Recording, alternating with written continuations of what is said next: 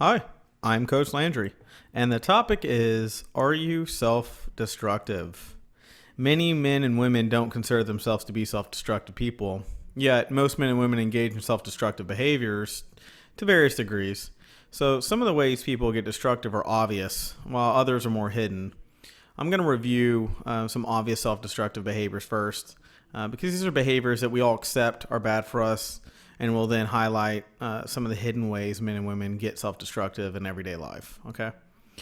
The first one I want to cover is abusing substances. Okay. So if you're abusing substances, it's pretty obvious, right? The range of substances men and women abuse is wide, including alcohol, nicotine, illicit street drugs, physical prescribed medications, and just painkillers, et cetera. In recent years, physicians obviously have caught on and they put on notice to curb their provision of medications used to treat ADHD, So these are widely abused, often as club drugs or even get through the day drugs by young adults. And abusing substances such as these are clear manifestations of self-destructive behavior.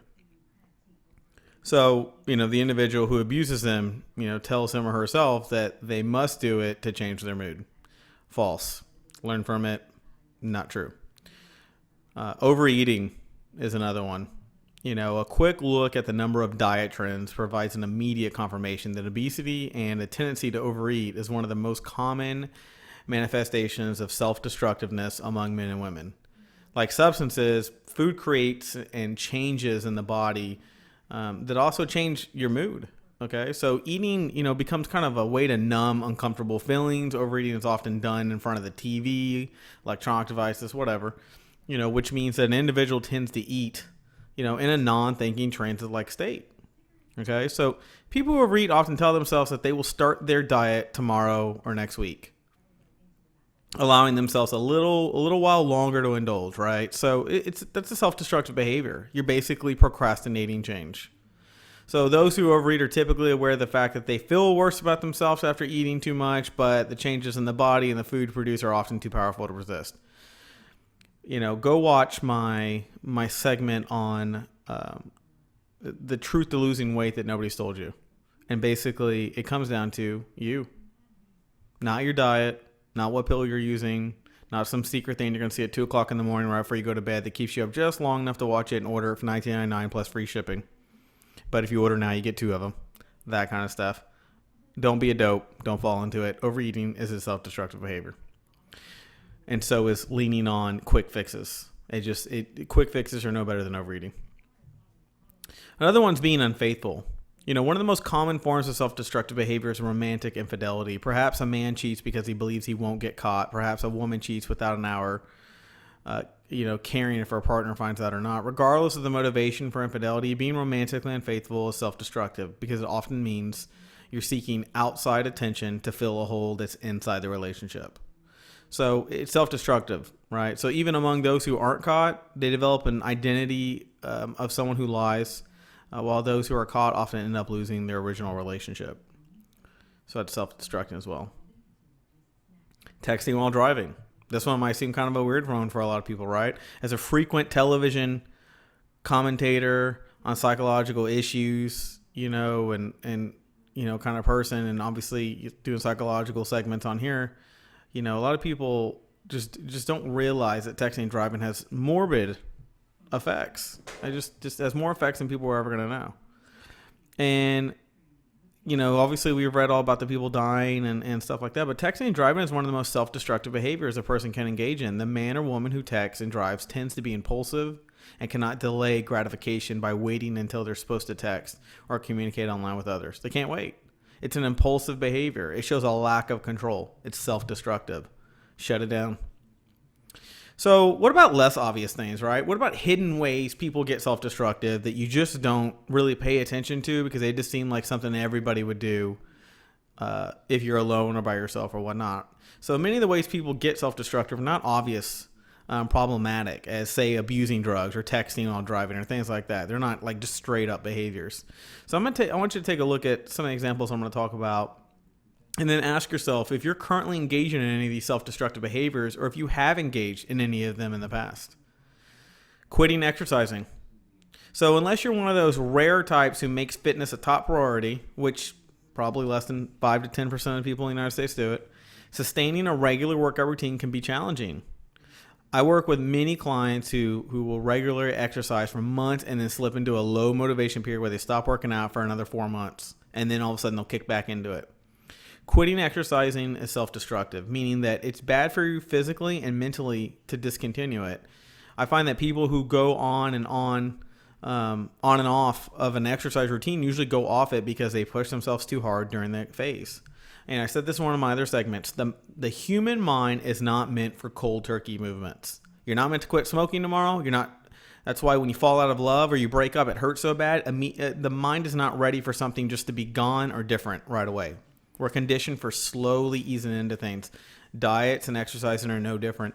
Don't start working out tomorrow and fill your fridge with all healthy food. You'll last about 3 weeks, and then you end up actually gaining more weight than you did when you started. Take your time, ease into it. And tell yourself one line that I say in one of my segments. Go back and watch my the one thing nobody's told you about losing weight. And the one thing it says in there to pay attention to is, what are you willing to do for the rest of your life? Because that's what you should start doing today. If you can't do 7 days a week, you can't do 7 days a week. Don't start it now because you're not going to keep up with it. You're wasting your own time and you're setting yourself up for failure. Okay? Another one is getting into arguments with people who have power or authority or authority over you. Okay? Getting into arguments with people who have power or authority over you. If you find yourself in a period where you're fighting more with anyone, partner, friend, or random strangers, it's a sign that you're feeling more stressed and angry than usual, and you feel the overwhelming need to stand up for yourself. So if you find yourself getting into arguments more frequently with people in positions of power over you, the best example, a boss, you're getting self-destructive. Whether you like it or not, people who have authority over you can make your life a lot harder if you defy them and argue with them. So fighting with them is utterly self-destructive endeavor, and it's usually a slow one. So pay attention to that. Another one is significant procrastination that impacts your work or personal life. There's a difference between garden variety procrastination and the kind of significant procrastination that significantly impacts your life. Okay, person A may complain about and put off submitting, say, an application for a loan. But person B gets the paperwork and never turns it in at all. Person B represents significant procrastination that is self-destructive, impacting his or her own finances in a major way. People who are severe procrastinators engage in avoidant, coping and too much avoidance, ultimately because it becomes self-destructive. Okay? And then the final one, I think that's probably the most important. But betraying the trust of someone in a close environment. Now, this is if you're in a healthy relationship, whether it be friend, family, work, love, whatever it is. If you're in an unhealthy one, then it doesn't matter if you betray, because it's likely a combination of back and forth, and then you just need to get out of that unhealthy relationship. But one of the less obvious ways that men and women engage in self-destructive behaviors relates to boundaries that should be maintained in relationships and maintaining confidences and keeping secrets in particular. When someone in your life, whether immediate or extended family, social circle, at work, shares a secret or personal information and expects you to keep it confidential, breaking that trust and sharing that information with others can be self-destructive if your actions come to light. So in such cases, your betrayal often gets back to the original person, and the relationship you had with that person suffers. So if a friend, lets you know that they're going to get a divorce, yet they haven't got one yet, and then you tell somebody else, and that gets around to the person who doesn't know that person's leaving them, that's a major trust barrier break. And breaking trust in relationships, whether work or personal, is self-destructive because the betrayal usually ends up causing you stress and harming your pre-existing relationships. So what's the takeaway? When you see someone smoking or engaging in another obvious self-destructive behavior, don't judge them. Have empathy for them because they cannot cope better than they are at that specific moment. At the same time, ask yourself.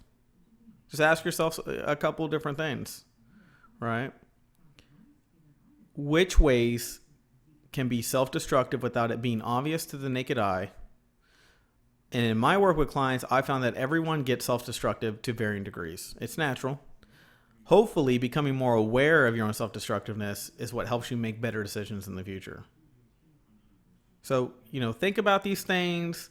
process them. I encourage everybody to listen to my videos 2 to 5 times and just keep running yourself through them. So this type of information just absorbs, and you just ultimately you can think about it like it's at the back of your head at all times. Okay.